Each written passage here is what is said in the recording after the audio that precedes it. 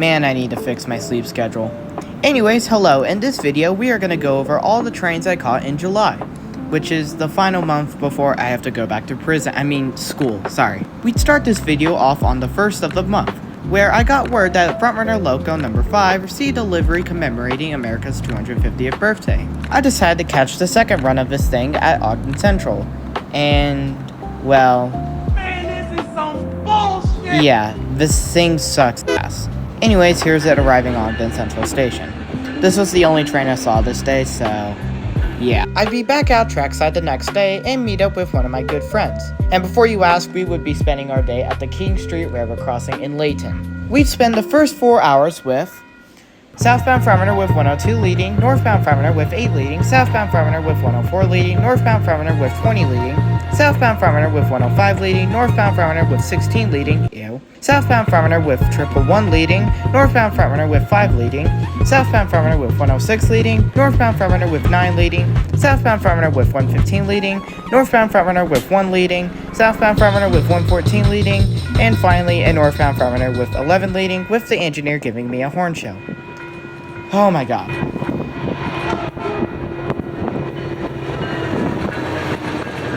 After 4 long, stupid fucking hours, we would see our first freight train. This ended up being ZDVSC with an AC 6000 leading, and man was this thing booking it. Here's the clip.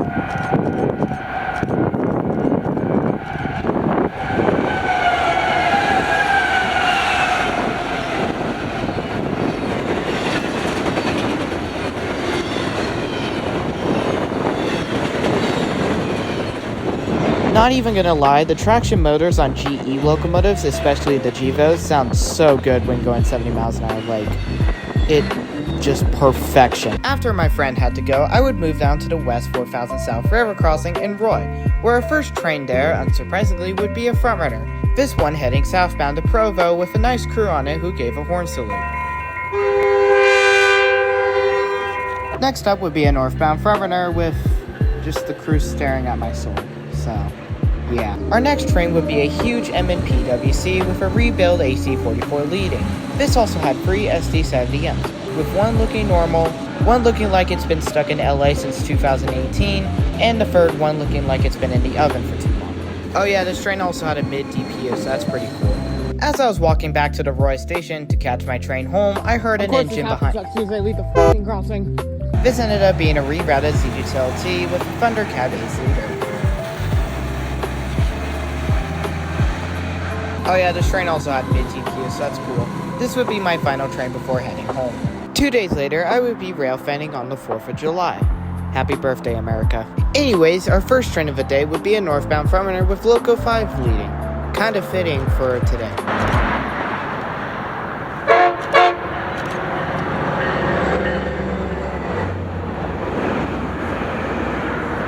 After catching Loco 5 on the Antelope Drive Bridge, I would move down to the North 2200 West Railroad crossing and be immediately greeted by INPOA with an AC44 leading. This also had a mid-DPU, so that's pretty cool. After that, I would see 2 FrontRunners, one going south and one going north, before seeing my final train of the day, which would be a long ZDVSC being led by a Gevo going rather slow. Usually they do 70 miles an hour for here, so oh well. This would be my final train before heading home. 3 days later, I would be railfanning in the morning rush hour at the West 6000 South Railroad crossing in Roy. Our first 6 trains of the day would be FrontRunners, not surprising. Here's one going north, one going south, one going north, one going south, one going north, and finally one going south. After 2.5 hours, we would see our first freight train, this being MYROG with a Gevo leading. And man, was this manifest huge. Take a look.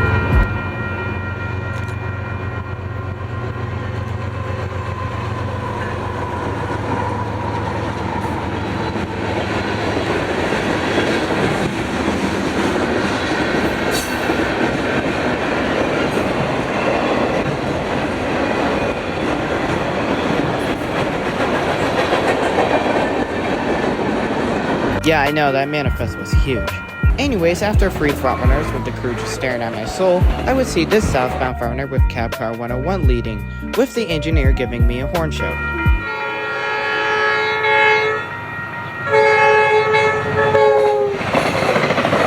After catching this northbound frontrunner, we would see another freight train, this time being Utah Railway Route 515 being led by a duo of Jeeps.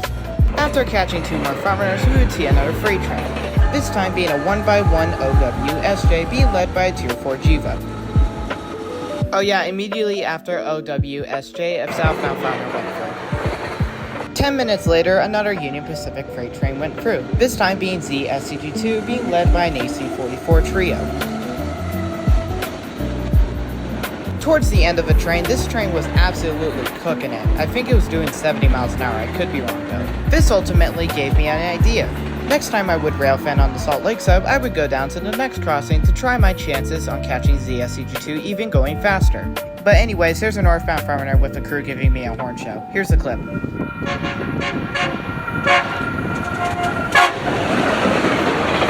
Not too long later, I would see my final train of the day, which ended up being MNPWC being led by an AC44. Oh yeah, I forgot to mention, this train also had a mid-DPU featuring a Tier 4 Ace and an NDPU. After catching MNPWC, I headed home. As promised, 2 days later, I would go down to the next crossing heading north from West 6000 South, which ended up being the West 4800 South crossing, still in Roy. While walking to the crossing, I heard the crossing go off, so I grabbed my phone, run as fast as I can, and with only seconds to spare, ZLBDV rips through with an AC44 leading. Here's a clip. CSH2.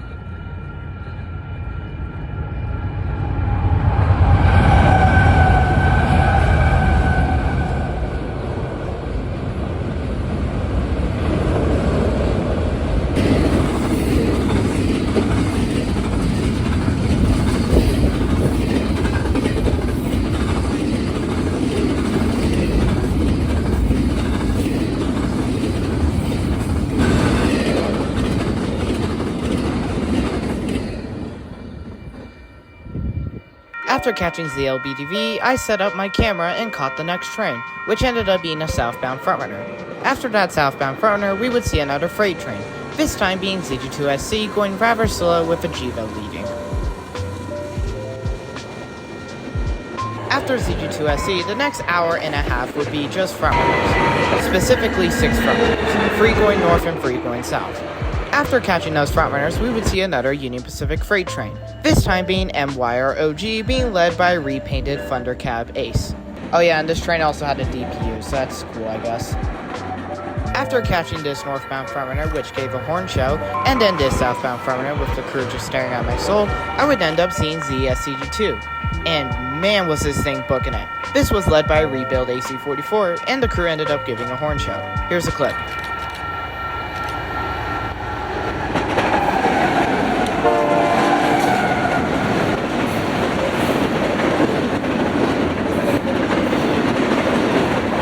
After being satisfied on catching a fast Z train on my video camera, I called it a day. 4 days later, I decided I wanted to hear some train horns again, so I decided to head down to Cecil Junction. Our first train at Cecil Junction, which I barely missed, would be the Brigham City local returning to Ogden with an SD59MX duo. We're not going to talk about how this crossing on the Ogden sub is a no horns out. We're not going to talk about. After catching the local, I moved down to the next crossing over, which is home to the Lakeside sub. And trains actually blow their horns for here, so hooray. Not too long after setting up, we would be greeted by MRV and P being led by SD70AH.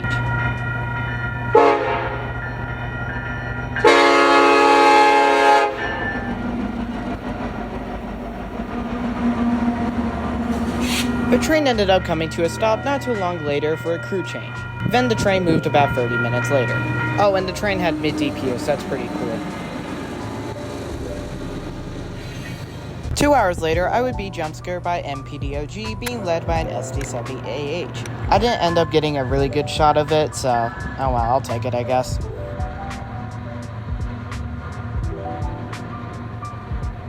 Another 2 hours later, and we would see our final train of the day, which ended up being ZGTLT being led by a rebuild AC44 with a really nice K3 LA.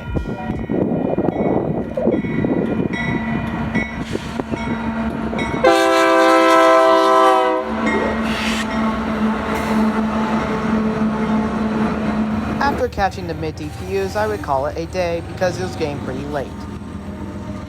3 days later, I would be back out at the West 4800 South River Crossing in Roy to see if I can get another shot of ZSH2 going fast. Our first train there would be ZG2SC being led by an SD70AH, and then we would see our second train 5 minutes later, and of course it got blocked by the Z train. Unfortunately, I don't know what the leader was, as the Salt Lake City rail cam was down when it went through, so oh well. However, I did catch the mid-DPUs of the train and his heavy-duty flat car, so that's pretty cool. Oh yeah, the symbol was MNPWC if you care to know. Okay, let's see a front runner. Alright, you know what? How about another front runner? This time going southbound, and this crew actually gave me a shave and a haircut.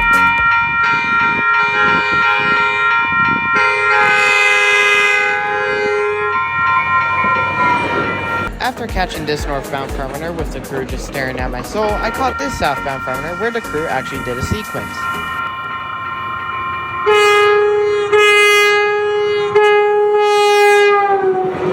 Two front runners later, and we would see ZSH2 being led by Gevo. And unfortunately, it wasn't going as fast as last time. Oh well. To cheer up, I decided to head down to Clearfield Junction to catch the LUJ41, as I learned that it had the GP15-1 on the consist. Well, wish granted, UP582 rolls on by, leading the LUJ41 back to Ogden with a new set of cars. Here's the clip.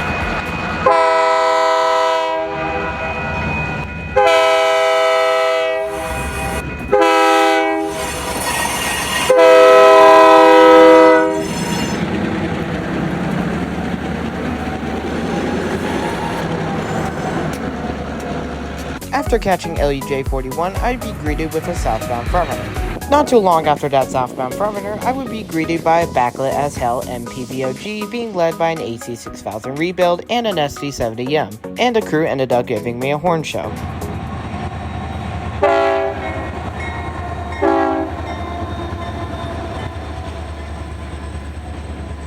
Two frontrunners later, and we would be greeted by IOA&P being led by a Gevo, and the crew also gave a horn show. Here's the clip.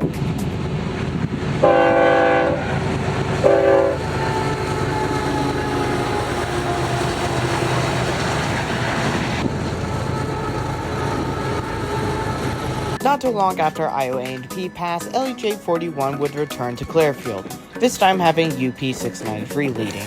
Here's the clip.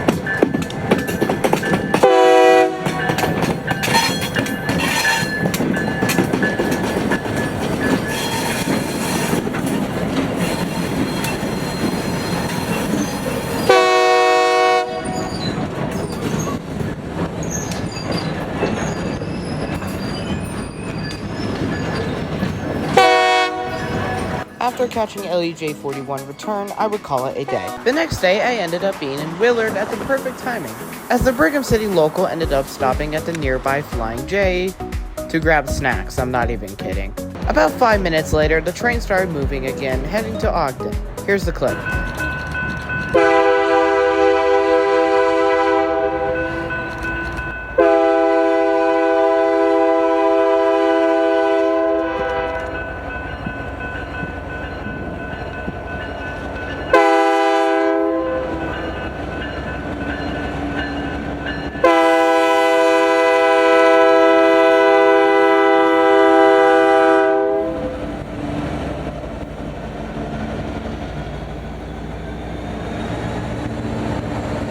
This ended up being the only train I saw this day, so on to the next section of this video. 2 days later, on July 20th, we would find ourselves in Echo Canyon, specifically Castle Rock. Why are we here, you may ask? Well, we would be chasing a museum piece heading home, specifically Utah Railway MK50-3 number 5004. The last MK50-3 not to be scrapped. 5004 would be heading for the Utah State Railroad Museum in Ogden. Now originally it was going to arrive into Ogden on July 8th, give or take. However, after being delayed a day trying to get into Denver, it then stayed in Denver for 2 days. It finally left Denver on July 10th on MNYGR. After arriving Green River at around midnight, it was gonna go on to MGRRV on July 12th. And then it got sent back to Denver on MGRNY. That almost screwed up my whole plans, by the way. After returning to Denver, it was put on the next MNYGR and finally arrived Green River the next day. It then stayed in Green River for 6 extra days. Finally, after everything was sorted out, she was on the move on July 20th. Now, before MGRRV would come, we would see OWSJ heading to Louisiana with an AC-44 leading. Well, specifically a rebuild AC-44. This also had 2 N-train DPUs. After the oil train went through, I decided to move spots down near the bridge. Not too long later, MGRRV, or like I call it the GRV, comes into view with UP 8200 in the lead. Here's the clip.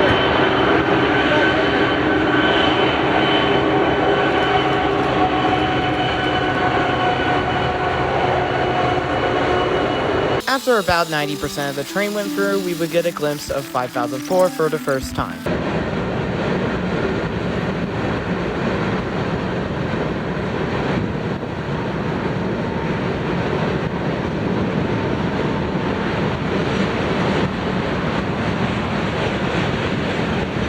After getting pictures of 5004, our chase would begin. The next spot on our list would be Emory, and we got to Emory just in time to catch the leaders. After getting pictures of 5004, I followed this random road and found a little dirt patch to catch the train at. After catching the leaders, I set up closer to the tracks and got pictures of 5004 as it rolls on through Echo Canyon. While getting to our next spot in Hennifer, I ended up seeing AMICX being led by a Tier 4 ace. After getting to Hennifer, the train rolled on through, picking up speed as it goes down Weber Canyon.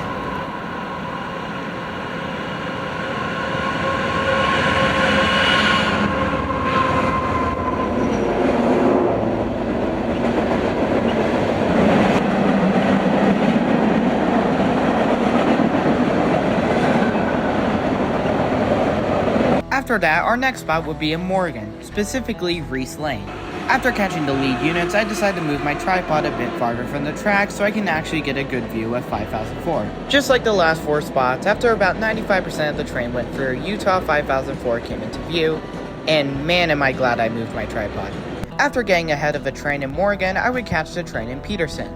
About 5 seconds after getting there, the leaders would roll on through. 95% of the train later, and Utah 5004 would come into view. To conclude this amazing chase, we would catch the train one more time as it exits Weber Canyon, entering the town of Uinta as it racks up the final few miles into Ogden. Well, not specifically MGRRV, as this will continue on to Roseville, but more specifically Utah 5004. 10 minutes after setting up, the train rolled on through.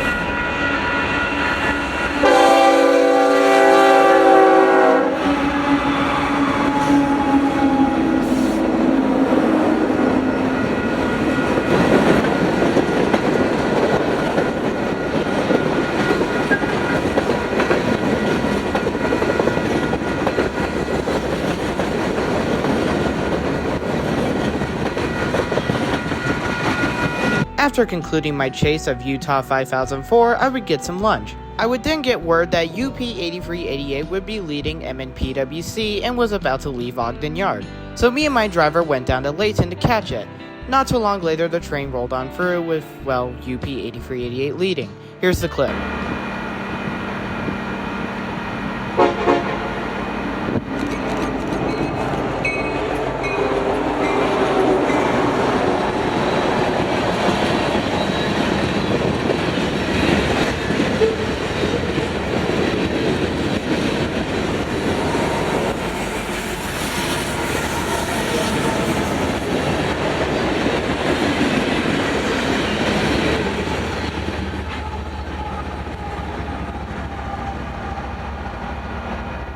I then went back to Ogden Yard to catch Utah 5004 as it was switched around.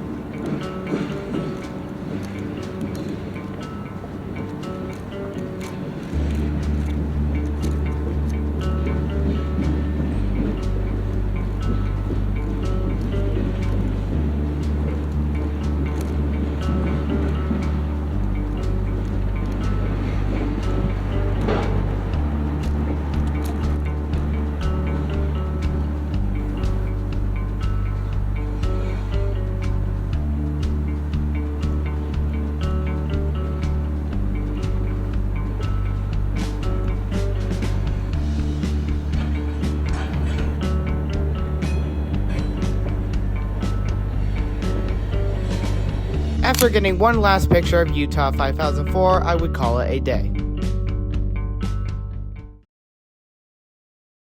2 days later, we would be trackside out in Roy, specifically the South 4800 West River crossing. As I learned that UP 1996, the Southern Pacific Heritage Unit, was leading ZDVSC, and I haven't seen this thing in a good while, so it was about time I get a new shot of it. Before UP 1996 would come, we would see a couple FrontRunners. The first one would be a northbound FrontRunner with Loco 5 leading, which also gave a horn show.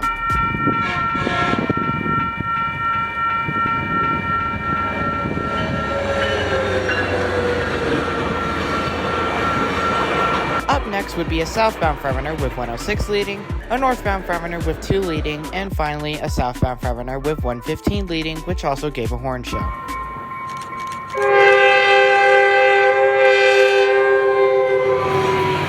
Five minutes after that southbound FrontRunner, UP 1996 rolls on through, leading the ZDVSC to Salt Lake City. Here's the clip.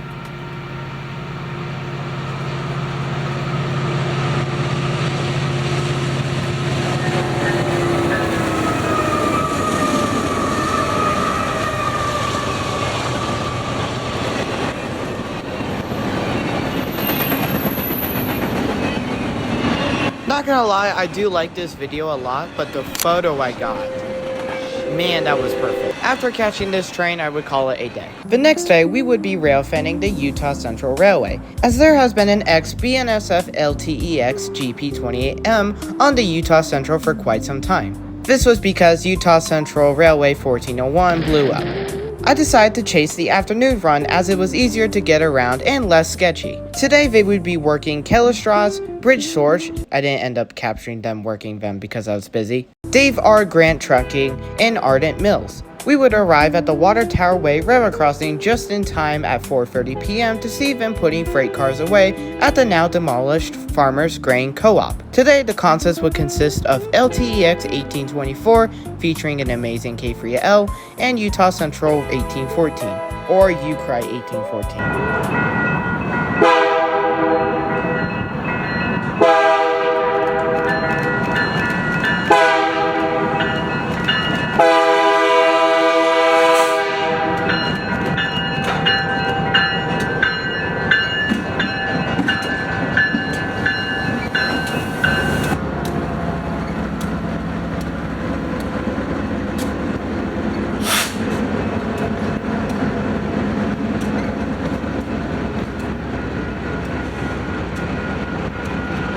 After sorting cars at the now demolished co-op, they headed down to Dave R. Grant Trucking.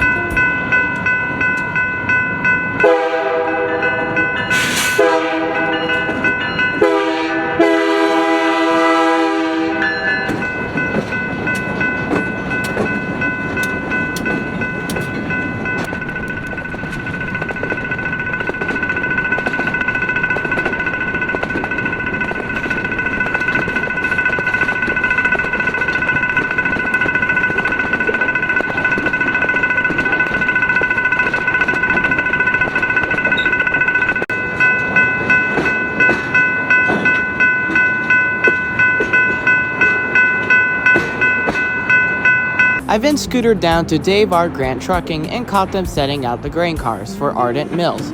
Once they returned, they then spent the next hour switching Dave R. Grant, which I ain't gonna narrate, so if you want to skip this part, go to this section of the video.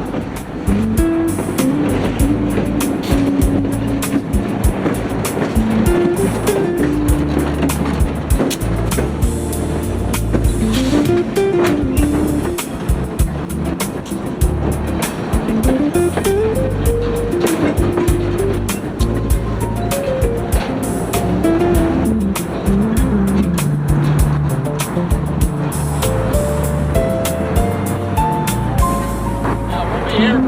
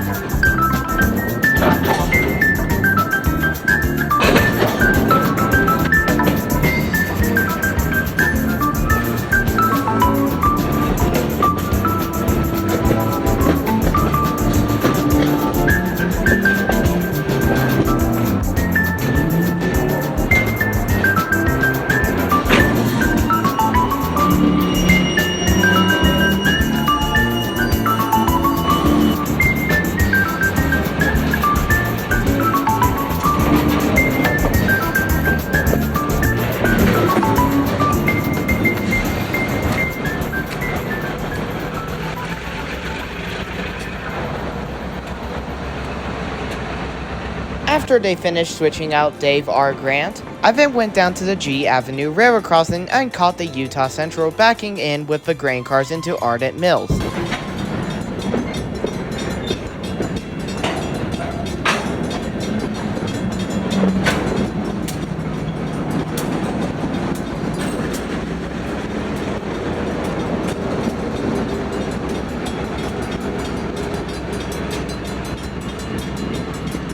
Minutes later, the Utah Central returned through the crossing, now heading back to the yard.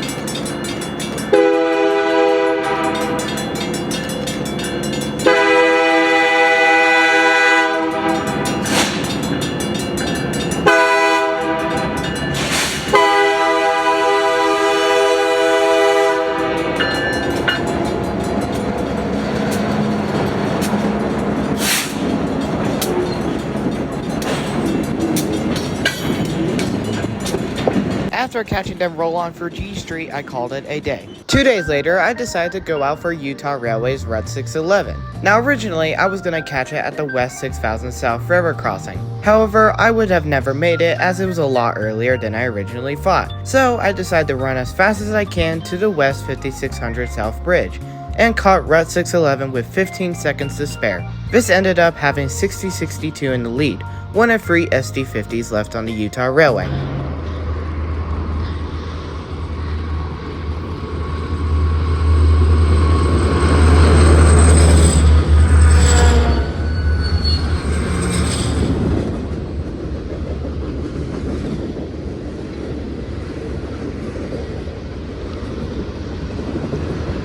I then decided to stick out trackside even though it was 101 degrees that day, as I learned that MRO&P ended up having an SD60M 6 out. Before MRO&P, we would see ZDVSC being led by a rebuild AC44.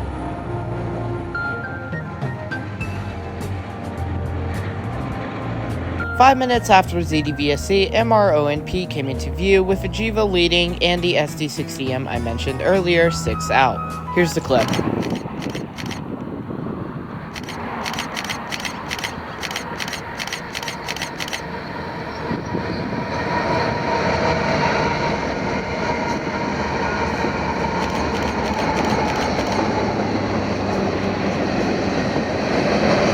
After catching MRO&P, I would call it a day. 2 days later, I would be back out trackside on the Salt Lake subdivision, this time in Clairfield. We would start our day on the West Center Street Bridge and catch a couple FrontRunners before I moved down to grade level. I would then move down to Depot Street to get some close-up shots of some FrontRunners, as there's a little gate opening that's technically legal to stand in. Our first train there would be a northbound FrontRunner with Loco 2 leading, and then a southbound FrontRunner with 111 leading, and the crew definitely did not scare the shit out of me.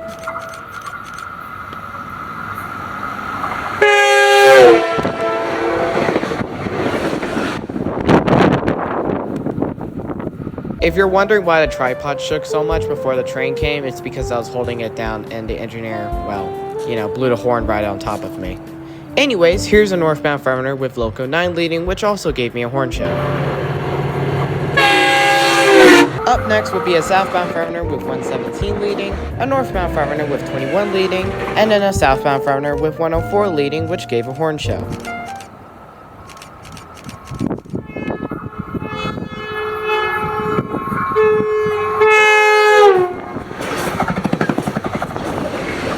Next up would be a northbound FrontRunner with Loco 5 leading, a southbound FrontRunner with 109 leading, giving a horn show with a rather depressing K2.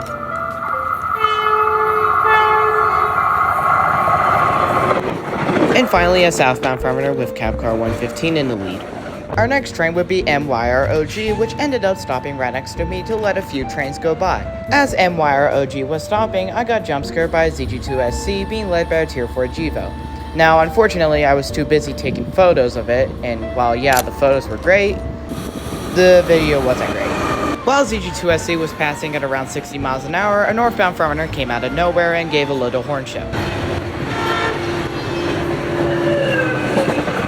Next up would be the LUJ41, being led by UP1405 and 582 trailing second. Now, about a minute after the LUJ41 passed, a fire was reported between milepost A10 and A12, which basically meant there was going to be no trains for a while. and MYROG was stuck in Clearfield for a whopping 3 hours. And, well, there was no trains for 3 hours besides the tied down MYROG. Finally, after 3 hours, the fire was put out and UTA sent a southbound FrontRunner through at restricted speed. Not too long later, that southbound FrontRunner went through, with cab car 101 leading. Not too long later, MYROG was given clearance to leave Clearfield. Now, unfortunately, my camera failed to record the train departing, so here's an iPhone clip, I guess.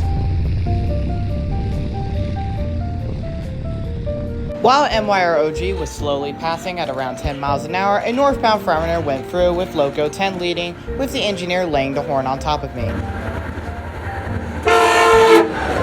After that northbound FrontRunner, it would be ZSCG2 with just the Gevo leading. After ZSCG2, we would be greeted by a deadhead northbound FrontRunner with Loco 8 leading. Next up would be OWSJ being led by a rebuild AC44. There ended up being 2 DPUs, the first one being a CSX Gevo and the second one just being a regular UP unit. Here's a clip.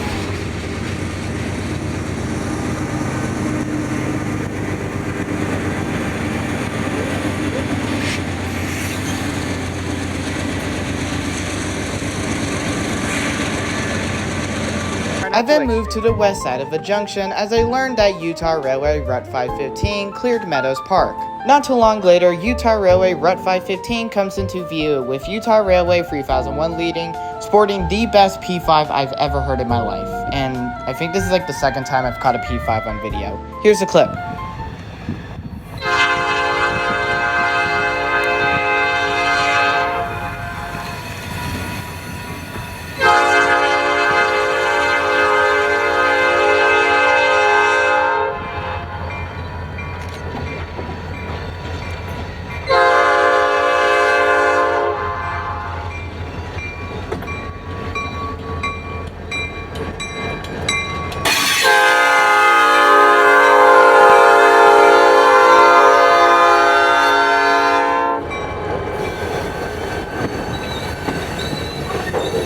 After catching Route 515, I would call it a day. The next day, I would be out on the Lakeside subdivision at whatever this crossing is. I kind of forgot to add it in the script.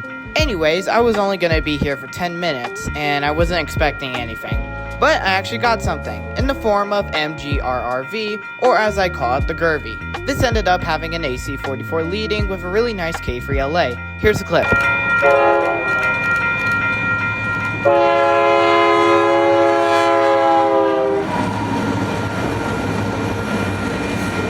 Now, originally this was going to be my only train of the day, and I went home soon after this manifest. And then about 5 minutes after getting home, I got word that UP6236 was trailing on a manifest on the Lakeside sub. So, I decided to hop on a bus and head down to Ogden Central, and caught the train with barely any time to spare.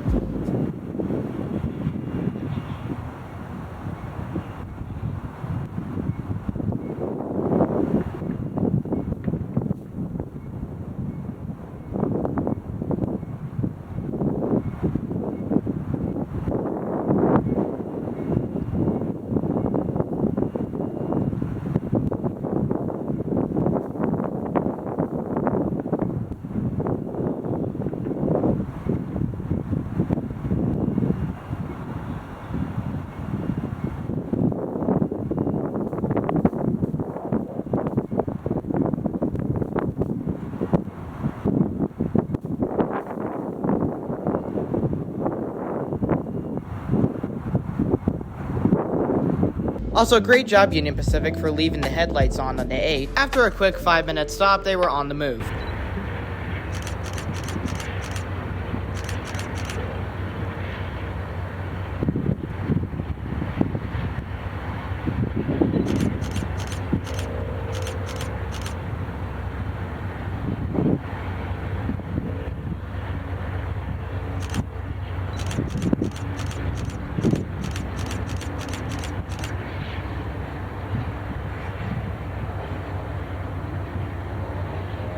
Now, after I caught that train, I would call it a day. The next day, I would be at the West 4000 South Railroad crossing in Roy, as I learned that a CSX Gevo was on OWSJ, facing out, acting as the NDPU. Before that train, though, we would see a northbound FrontRunner with Loco 7 leading, and then a southbound FrontRunner with cab car 106 leading. Not too long after that southbound frontrunner, OWSJ would come out of nowhere and roll on by with an SD70AH leading, and of course the CSX Gevo at the end of the train. Here's the clip.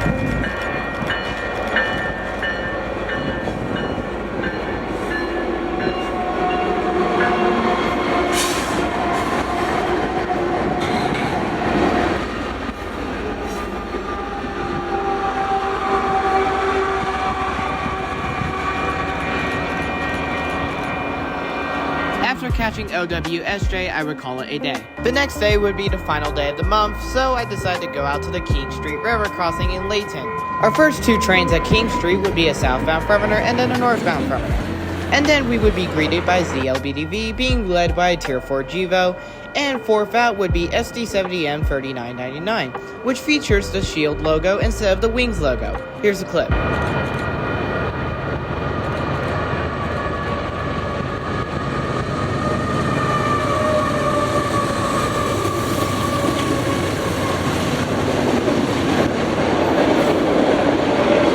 No joke, 30 seconds later after ZLBDV passed and the crossings went up, INPOA came into view featuring a Gevo leading. And I also had a mid-TPU, so that's pretty cool I guess. Up next would be a southbound frontrunner with 114 leading, a northbound frontrunner with 9 leading, a southbound frontrunner with 106 leading, and then a northbound frontrunner with 3 leading. Up next would be a soda ash train, symboled OGMTA. No clue if it went east or west after it left the Salt Lake sub, all I know is it came out of Gemco, California. Anyways, this featured a rebuild AC44 leading. Up next would be a southbound frontrunner with 104 leading, giving me a horn show. A northbound frontrunner with 16 leading, with the crew just staring at me and my friend Soul. And then another southbound frontrunner with cab car 111 leading, giving a horn show.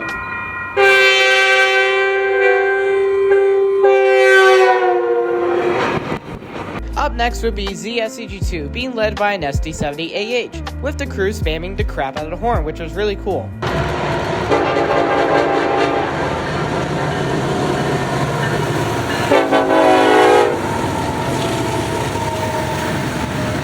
While ZSCG2 was passing, a northbound frontrunner went through with 20 leading. One southbound frontrunner later, and we would be greeted by MWCNP being led by a rebuild AC44. This train also had one of the firefighting water tank cars. 11 seconds later, we would be photobombed by a northbound frontrunner with Loco 5 leading, giving me a horn show.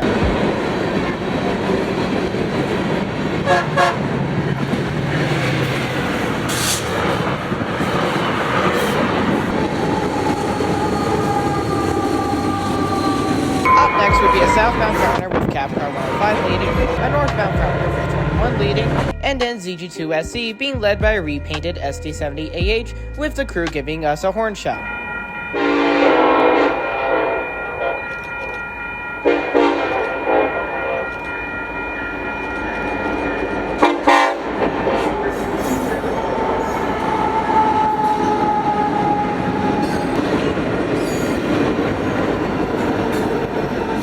Not too long later, we would see our final train of the day, which would be MYROG being led by Gevo. And this would conclude all the trains I caught in July, so if you excuse me, I'm gonna go drink some water. Thank you for watching and I'll see you next time.